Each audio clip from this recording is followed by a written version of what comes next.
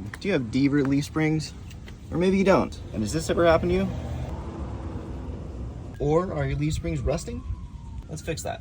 Let's clean them up and replace those little spacers. Let's start by jacking up the truck. And if you have one of these extensions, it'll make things that much easier. Now that the wheel is safely off the ground, let's take it off with a 21mm socket. Before I replace that, let's clean this stuff up.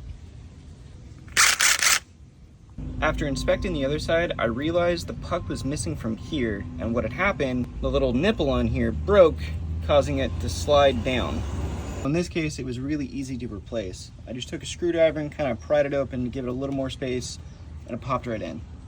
Let's throw a little bit of paint on here. You can use any kind of paint you want. This is what I decided.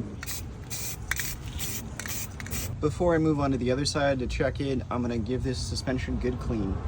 Now that looks a lot better. All right, I'm on the other side of the vehicle now, and this is towards the front end of the cab. You can see there, this guy's broken. Another thing I'll note is look at that wear there. I try to get access to this.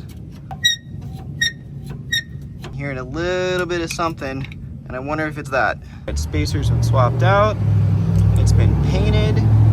I used a little bit of lube in here. You don't want to use anything other than graphite or a dry lube because it'll attract dirt or grime, which could potentially make it worse. That solved the issue. If you've got your tires off, it's always a good idea to check your suspension. In my case, I've got King 3.0 bypasses, which I put this boot on, and every now and then I hike it screwed up and I check and see if there's any oil dripping, which can tell me if this wiper seal up here is going bad. And there's a little bit, which is fine for now. Always good to just check. Let's put her back together. So just like that, you can keep your suspension clean and maintained.